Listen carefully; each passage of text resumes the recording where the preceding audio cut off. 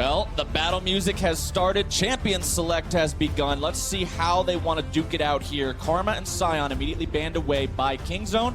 RNG deciding they want to keep Praise Ezreal far away from this game. While we don't have an overall tournament understanding of what is the best champion, what is the worst, Ezreal's certainly flying up in that particular side. And then honestly, every team kind of has a champion that is synonymous with them. If we look at Kingzone, to me, the Camille for the top side is the one champion that Khan has been consistent on. It fits their aggressive ethos. Is it a first round pick? Not necessarily, but I'm interested to see what RNG make of that as the draft goes on. And I love that you mentioned it, Papa Smithy, because this guy has a 100% win rate so far in the tournament. He has a plus 22 CS differential, and his kill participation is only 30%. He does not get involved in fights because of how beautifully this man split pushes, and if Kingzone go back to that style, it feels like other teams really struggle to know how to deal with it. Taking a look at how the Champion Select has played out now that the bans are finished for the first round, you are going to see more of that supporting shielding capability removed by Kingzone, wanting to keep some of that away from Uzi by banning out the Morgana.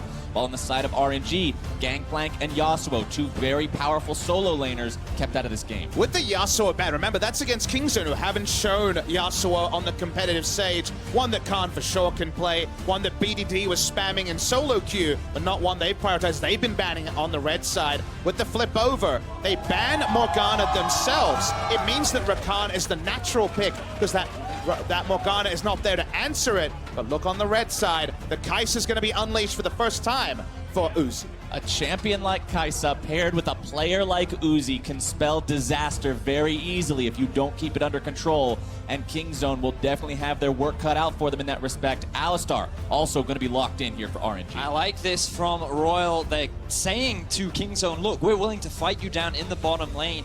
Alistar is great because when the Rakan goes in, Alistar's already now closed the gap to go for that re-engage, and he sets up nicely for Uzi to go for those all-ins, especially once you hit that level 6 mark. And while I follow that logic, and certainly as the game goes on, you're going to love Uzi on the Kai'Sa, laning phase not going to be a strong point, and Xayah Rakan definitely going to be favored in the 2 versus 2. The map will develop from there. When it comes to priority junglers, I wondered if Peanut was going to go for the Graves that has been a pick for him. He returns his Graves performance from last time against RNG. It has a combat advantage over basically every jungler MXG has to pick up. And if that means that Peanut can invade, that's a good sign for Kingzone's game plan. I'm fascinated as to where RNG go with this because you definitely don't want to pick the Trundle. Olaf could be an option, but will he go for a potential staple pick of his? And the This is what we wanted him to bring back yesterday.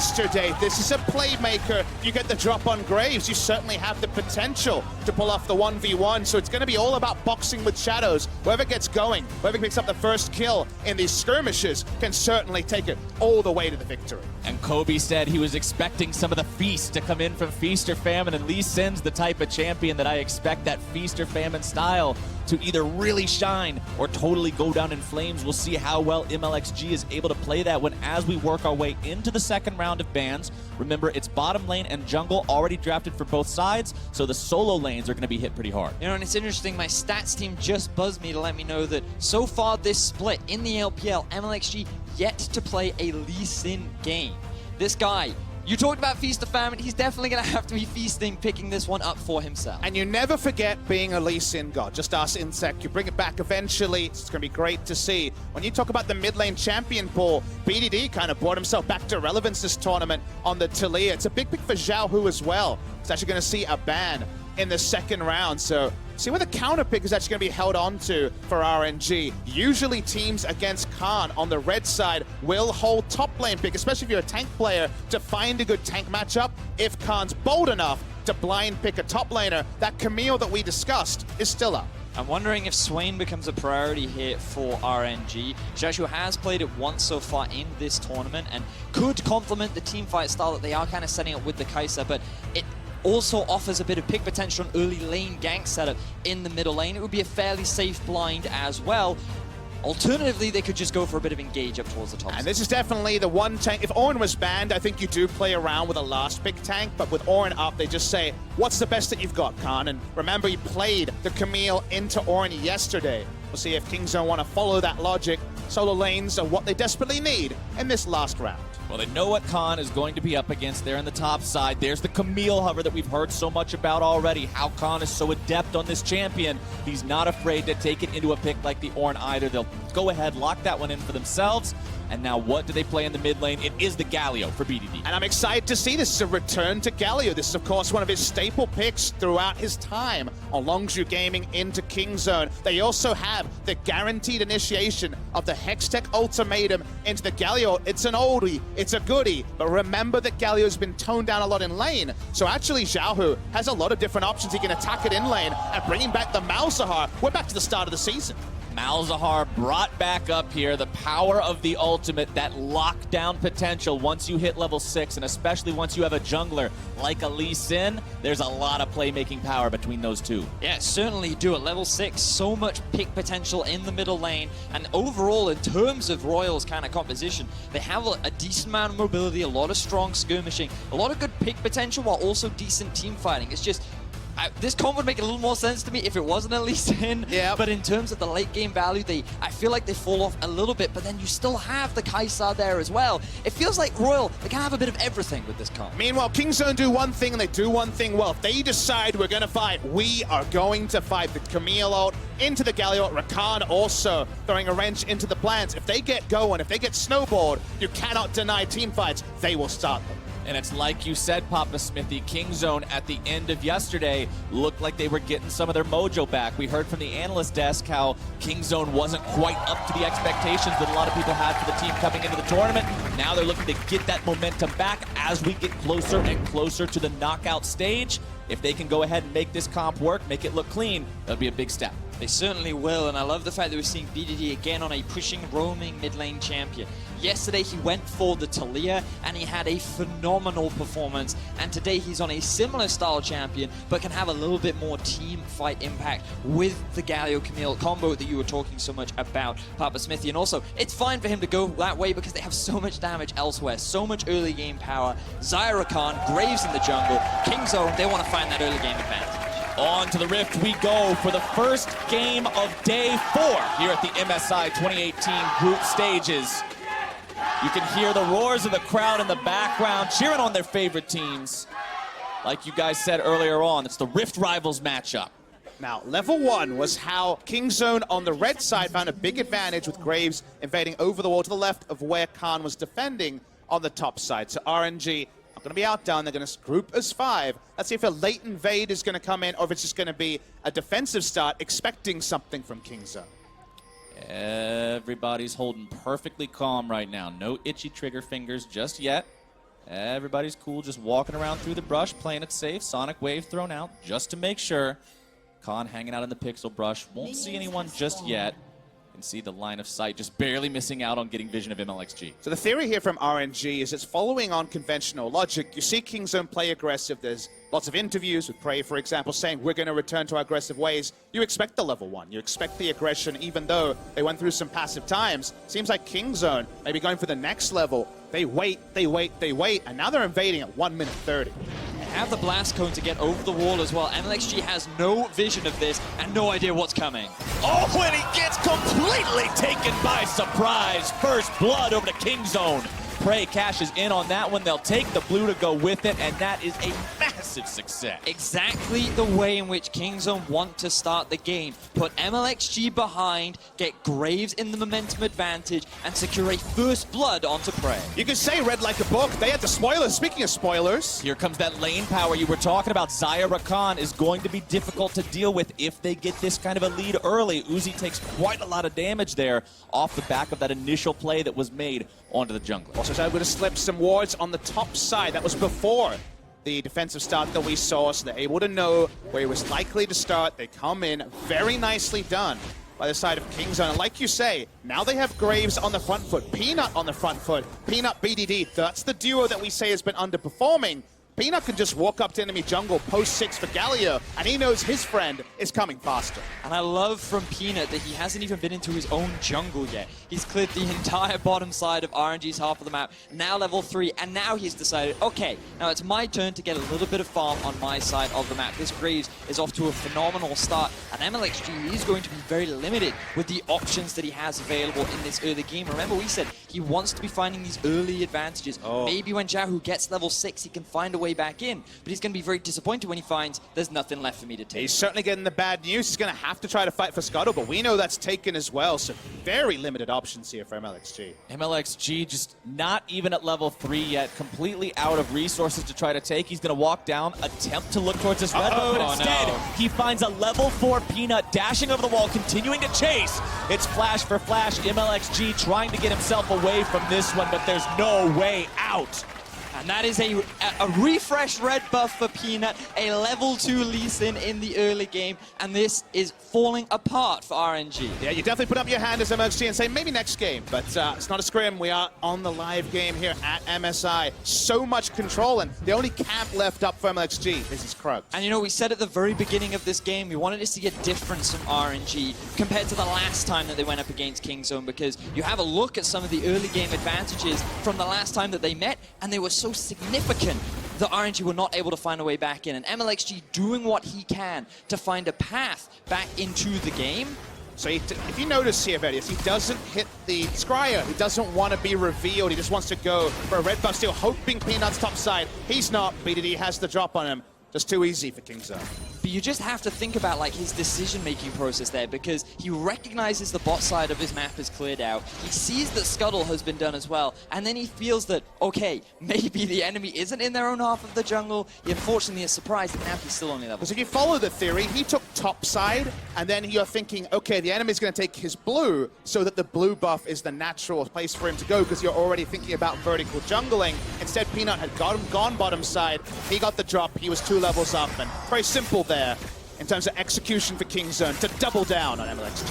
Whenever I see Lee Sin, I always think this is a champion that I don't want to see sitting at 0-0-0 by the time he hits level 6. You want to see early game plays, but 0-2-0, not exactly the direction he'd like to be heading towards. MLXG 12 CS compared to the 40 of his opponent. Of course, that will go up to 16 compared to 40, but it's still not a situation he wants to find himself in. Peanut currently has 2,200 total gold at 5 minutes into the game. He is the gold lead on Kingzone right now, level 5, and so far ahead of anyone in the game. A reminder that jungle camps count as 4 CS. He has, well, 10 to about 2.5 here. So that's pretty anemic stuff for MLXG. And while the Lee Sin can get ahead and snowball on a Graves, doesn't want to face check a Graves at any point, and certainly not now. Kind of just about getting over level 4, and Peanut has the timers. He's already topside. He knows he can invade like this. He's not afraid. BDD with collapse. that level 6 that can come to Peanut's aid if he needs to. Let Me wants to work around, try to buy his jungler just a little bit of breathing room here. MLXG gets over to the chicken pit, but there's only one big chicken left. And let's consider what had to happen there. The top lane roamed down, the support roamed up, so that MLXG could get his Raptors. That is what they were fighting for. That's already a line in the sand for RNG. They know they need to stem the bleeding, and that is how small an advantage. They can't afford to give up more, because Peanut's a monster. He's level 6 with any more experience. Now, MLXG can still, in theory, be relevant in a couple of late game fights when you think about his ability to ult a kick out to the Camille if she tries to ulti. Maybe if you do it before the Galio ulti, that initial engage from Kingzone could be mitigated, but obviously you're thinking theory now and you're thinking best case scenario. In terms of the situation that RNG is in right now, things are looking dire, and MLXG will just hope to find a couple picks in the mid lane now that Xiaohu has hit that level 6 mark. Yeah, one of those important timings was MLXG being level 5 or level 6 and actually trying to punish the Galio in lane. You can technically one rotation him down if everyone lands everything at their equal level.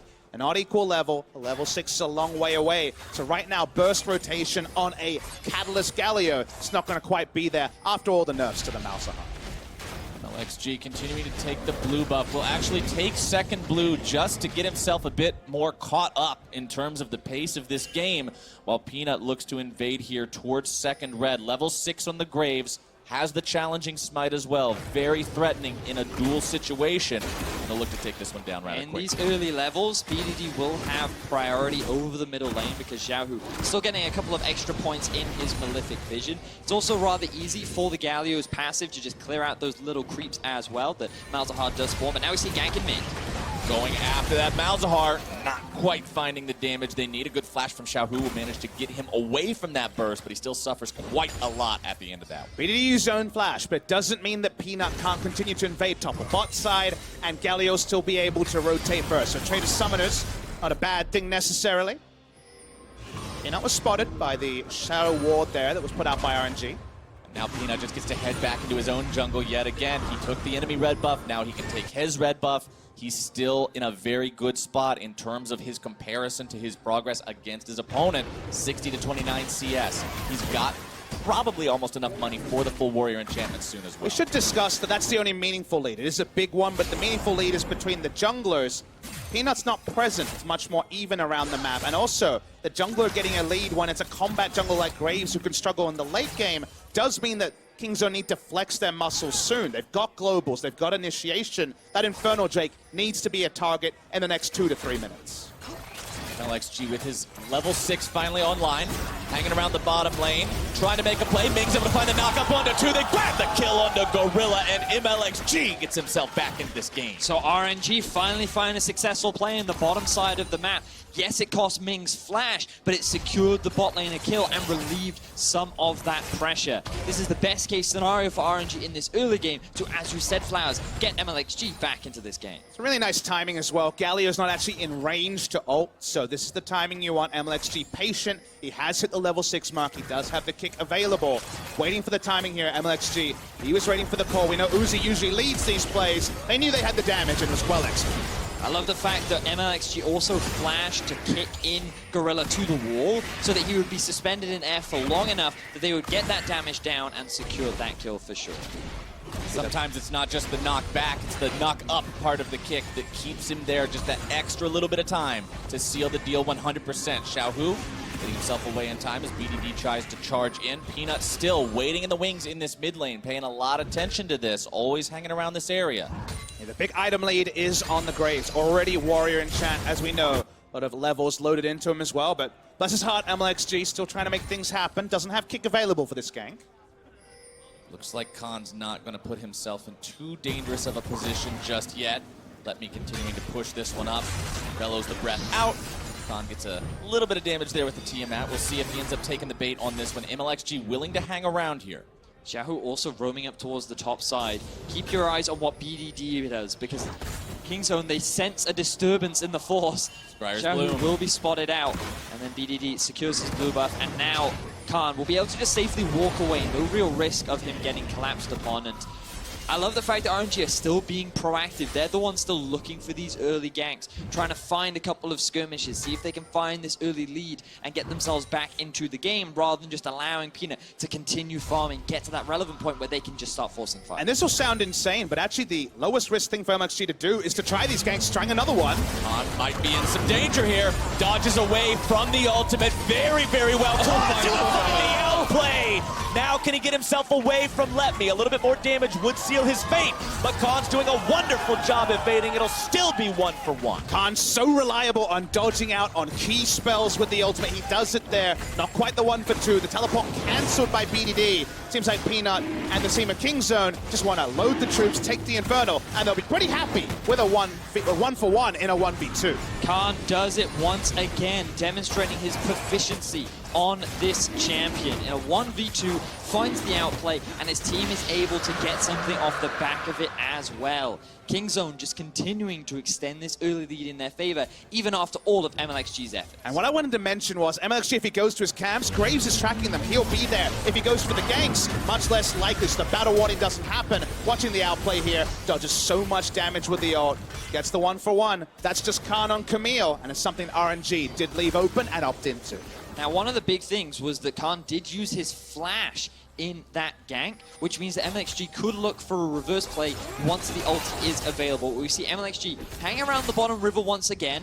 He might look for another gank, or maybe he just like, oh, jungle camps. Finally, I have some farm.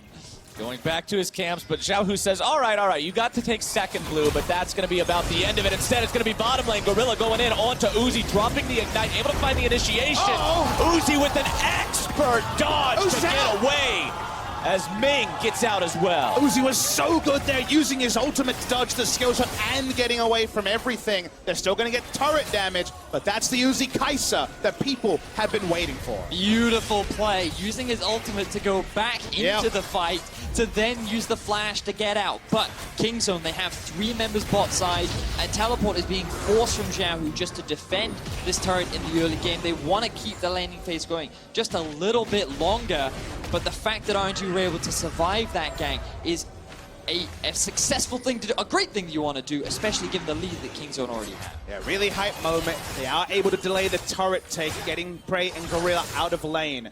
Definitely something that Kingzone want to do. If the Flash has shown us anything, it's getting that first turret is absolutely one of the best indicators for success at MSI 2018. All right, let's take a look at this upcoming Acer Predator replay to see exactly how Uzi got out of this one. So you can see that Gorilla has the ulti, he has the flash and W engage. Ming knocks Prey away to mitigate as much damage as possible, and here, the ulti onto Gorilla, and then flash, misplay from Prey, but also a good dodge from Uzi to be able to just avoid that situation and not end up losing his Best 80 carries in the world, and Uzi and Prey are right up there. They look forward and say, what cooldowns do I have to respect, and how can I respect them? Peanut didn't use his ult early because he knew Flash and Ultimate were available. But it's definitely poetry in motion when you slow it down. Lovely stuff from Uzi. Uzi keeping himself alive there means he's able to maintain his farm advantage down here in the bottom lane as well. Currently sitting on 139, tied for the highest in the game with his own mid laner, as both junglers are also looking to affect the bottom lane once more. But the difference is BDD in the middle lane. He has the ultimate to join any fight, and he also has a TP advantage over Kingzone, but the collapse could come in from RNG.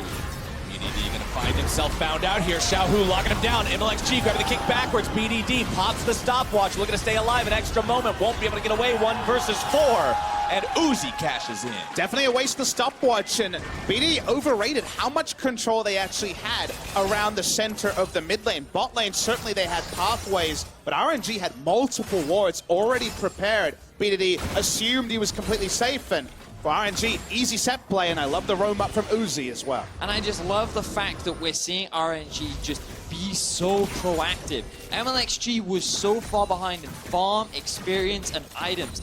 Now he's been able to close that gap and been able to set up his carries with a lot of early kills to close this early game differential. And again, to reiterate the point, the reason why this happened was we already saw Peanut had perfect tracking of the timing of the respawns of camps. He was always going to be there first. The only way you can stop yourself being battle warden, by that I mean just show up as a camp at the same time of Graves and be sad you're losing it, is to actually gank lanes, go for lane ganks, because that's the one area he's not going to be revealed when it comes to his positioning on the map. As soon as MLXG had the ultimate available, you saw him looking to make plays with it. And honestly, he's 1-3-2.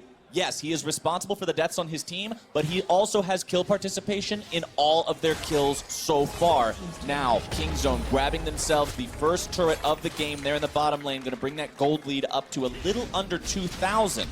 They've still got themselves some advantage, but RNG is not going without a fight. MLXG now looking to steal the blue buff away from his opponents. You can see the on my way pings coming in from the teammates as well, but MLXG just going to secure that one for himself, as they'll also clear out some of those vision possibilities through the Scryer's Bloom. Interestingly, we saw Prey and Gorilla push the minion wave all the way up to the tier 2 Tyrant bot because they recognized that Ming had left the lane and they had Peanut sitting in the river ready to offer support should they need it. They're now, initially it looked like they were sending them towards the middle lane, but it seems like that they're prioritizing on securing themselves the Rift Herald, given the Malzahar at this point in the game will be difficult to siege against. And I do love when the laning phase ends between two top teams, about the teams understanding where are we weak, where are we strong. That was the first moment where RNG could actually invade the blue and felt strong enough with a numbers advantage to get something topside, but they can't linger and pick up a Rift Herald. They can start looking towards the Drake the spawns, but the timers are offset.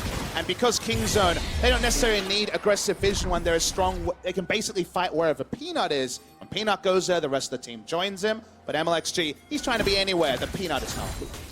If you can't deal with them, just deal without them. Avoid running into this guy whenever you can. That's the strategy right now, as Peanut and Prey will work together to take down the Tier 1. Meanwhile, across the map, RNG returning the favor, taking down that bottom lane Tier 1 turret of their opponents. Overall, it's going to be a 2-to-1 count at the end of the day, with Kingzone still maintaining that slight edge. They push now towards the Tier 2, looking to go in. Gorilla going for a very far forward initiation. Gets himself bursted down. So Gorilla goes in because he didn't want the Rift Herald to be interrupted, so he has to give up his own life. Malzahar is there. If the Ornn ultimate comes back, it's going to interrupt that very long channel from Peanut. Whether it's worth it or not kind of has to be decided in retrospect, but that is the thought process from Gorilla. He wasn't just in. I mean, the whole decision-making and setup there from Kingzone was that they felt RNG would commit to the Ocean Drake on the bottom side of the map, and Kingzone wanted to secure 2 turrets in exchange for 1 and an Ocean.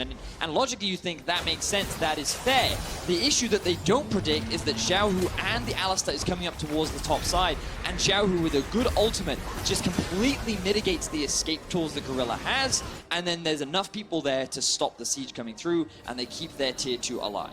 Yet again, good response from RNG Definitely. to Kingzone's plan of attack. Now this game down within 1,000 gold between the two. Infernal Drake versus Ocean Drake so far. But a big thing I'm looking at, guys, is the fact that Baron is going to be live here in just over a minute. Another big objective to play around. Another big thing that losing a fight or being on the wrong end of a rotation could spell. Well, it's interesting that you mentioned Baron, because that kind of then leads us into the discussion of how they're able to get it. Because when you look at Kingzone's composition, it's very easy for them to get into the lanes first and push them out, so they can then gain control over River and dictate when and how the fights will start. And then you got to think about, how do these fights look? Because on paper, Kingzone, they just have the stronger comp. Especially early. And now let's start following logic. We can spitball a little bit.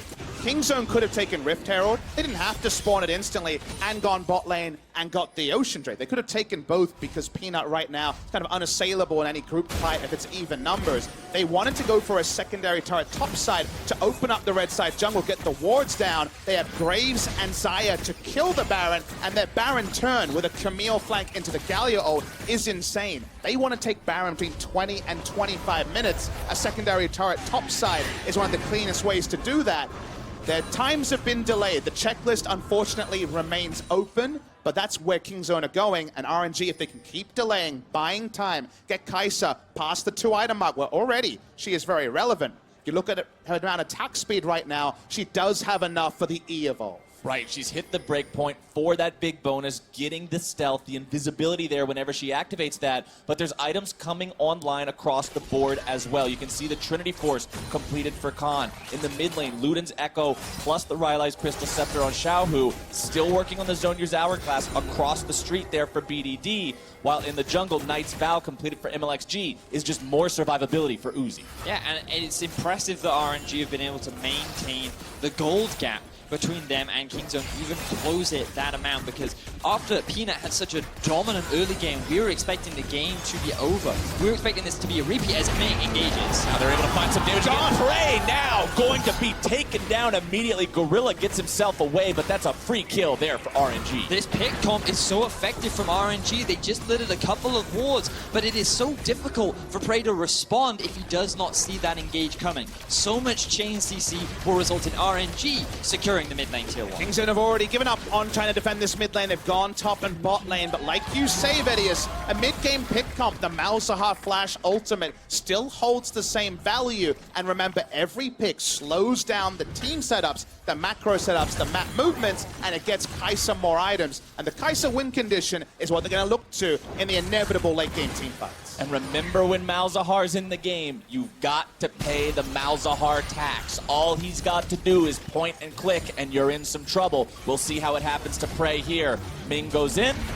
And he also had just wards over, spots him, headbutt pulverized, too easy. He wasn't sitting on a ward to start, but well intuited by Ming. Nice kill for the side of RNG. This is why when I go into my solo queue games, I tell guys, I can't ward the bush because I might die. And this is the risk that you run, guys. You got to show the respect, you got to have a warding buddy, and you got to make sure that you have control before you try and go for those wall placements. We'll see if Kingzone can follow the buddy system as this game goes on. 22 minutes in, and the goal could not be closer between the two squads.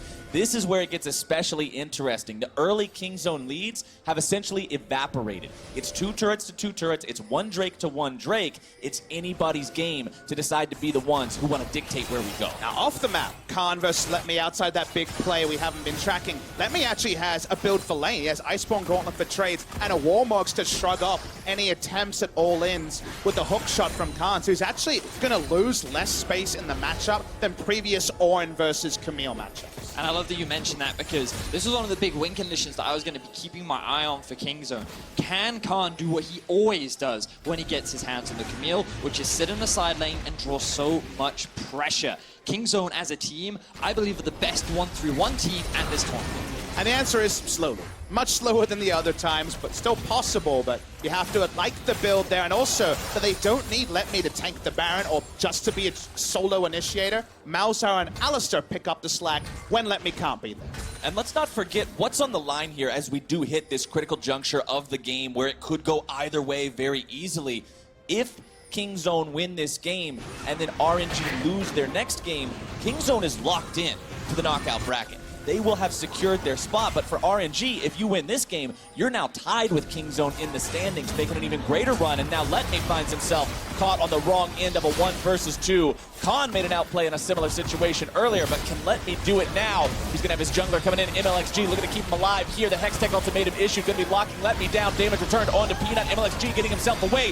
PDD into the back line, interrupts the Xiaohu ultimate, as now he looks to go up into the air with the hero's entrance. Uzi grabbing the kill onto Peanut. Khan going to be going down next. Let Me goes on a killing spree, but now it's Gorilla into the back line, silenced up after getting off the quickness.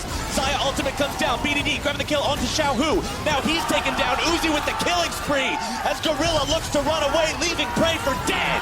Let Me goes on a rampage, and MLXG will finish this one off. What was an initial pick for Kingzone turns into an ace for RNG as they crush through Kingzone 5-1. Intense fight. It goes a long time. The replay will shed more light into how it happened, but Let Me could not be slain. He's too damn tanky on the Orn, and by the time the rest of the team got there for Kingzone, RNG outnumbered them. Peanut went down, and one by one, the dominoes fell. Nothing but praise for Let Me as he bought so much time for his team to help him. Look at the positioning right now. Both the bottom lane members are in the middle lane, but he's just buying time, using his build to just get away from the duel of Peanut and Khan, and then the TPs come in. So many little things. Khan having to position topside. He didn't get kicked out of the ultimatum and ended early. The interruption on the Malzahar ultimate, not enough. Another interruption, this time by Ming onto BDD. And Prey and Gorilla are not there. The rotation will be faster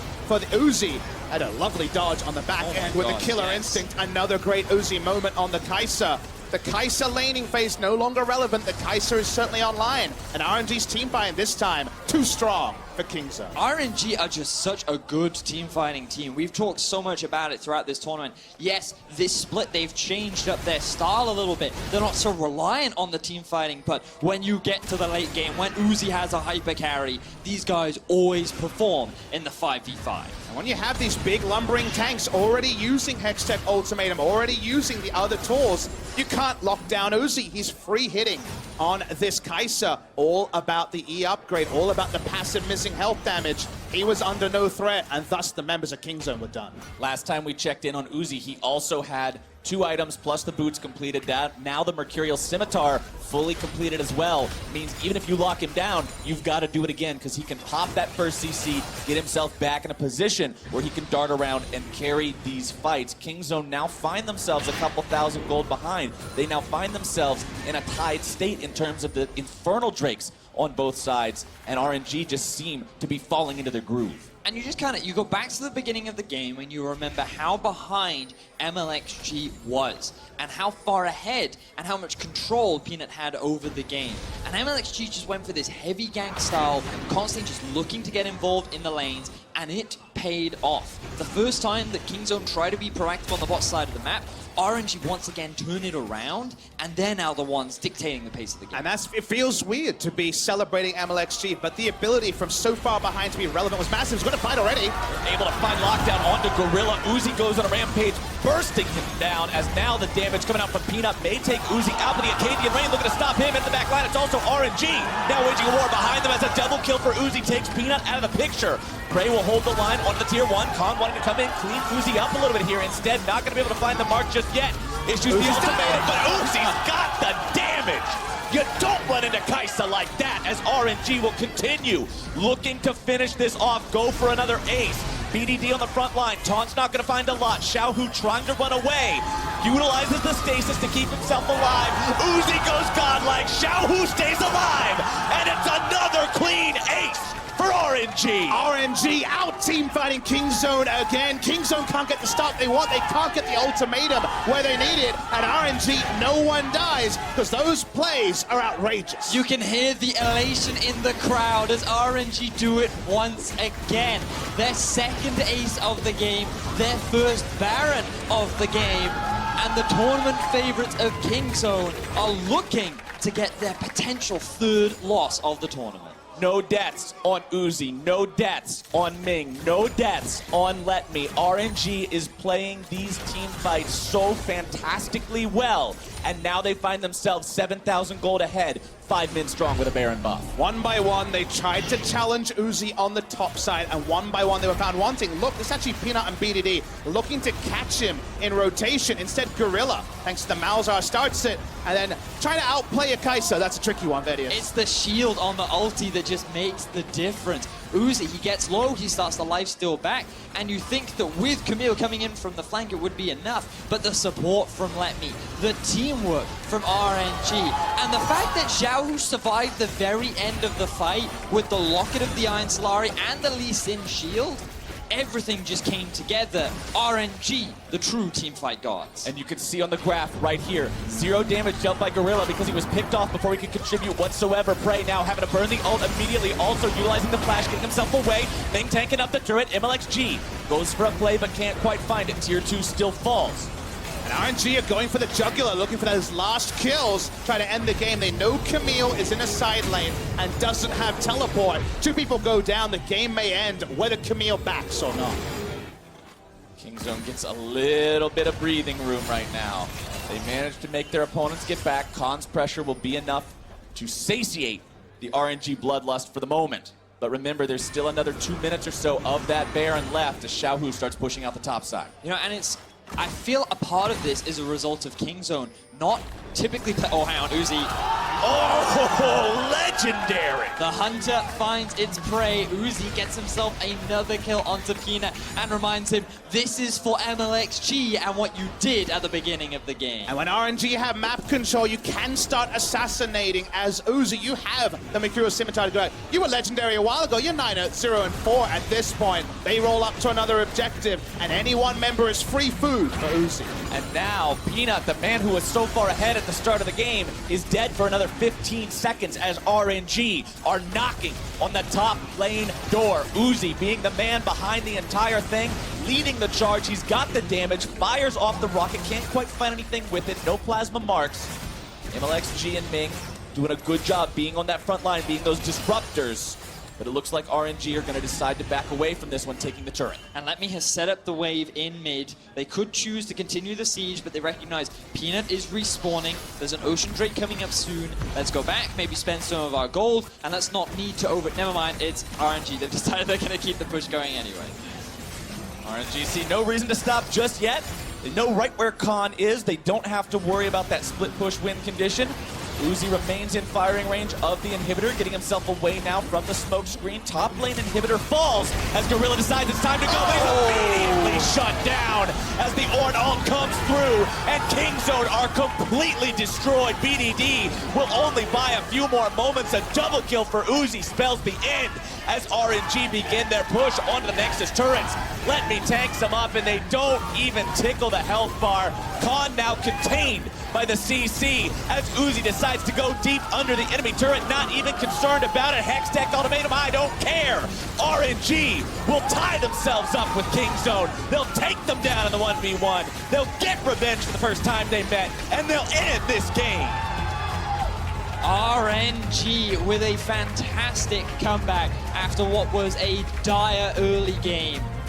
MLXG showing to all junglers that, you know what, even if you're 2 levels down, even if you have no jungle camps, you still have options, and he made it work. And everyone watching MSI was waiting for those outplays, waiting for those little micro moments that you always remember from international tournaments. And Uzi gave you a smorgasbord. He outplayed again and again. The moment it came up to team fights, they were scattered from the side of Kingzone. We did not see ultimatum into Galio ult really at any point this game. Instead, they challenged RNG thinking we're far enough ahead. And Uzi said no, no, no, and shut them down. 18,000 gold, 12, 0, and 5, and a total damage of 20,000 in a 30-minute game. This guy just rips through the Kingzone line. He gets so much praise as being one of the best AD carries, and a game like this showcases exactly why. The decision-making, the awareness, the mechanical talent that he displayed in those fights, in those back-to-back 5-for-0 engages that they found themselves in, were why they found the win they did. And let's not forget, the man who we said had to be feast instead of famine was in a famine and found a feast. And when it comes to AD carries, I think they get a bit of a bum rap sometimes because they're said to be very mechanically talented players. Kill all that CS, just left-click people, right-click people, and it'll all be done. The amount of variables you have to hold in your head when there is CC after CC and challenger after challenger running at you for Uzi is a very difficult task, and he always seemed one step ahead, whichever challenger approached. It was an absolutely incredible game to see from RNG, especially after the rough early start. And for more on the win, let's head over.